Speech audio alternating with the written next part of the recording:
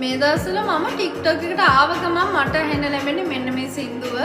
මේකේ ලිරික්ස් පට්ට ලස්සනයි ළමයි. මාරම ලස්සනයි. මට මාර ආසයි. ඉතින් ඒ නිසා අපි try කරලා බලමු මේ සින්දුව මට කියන්න පුළුවන්ද කියලා.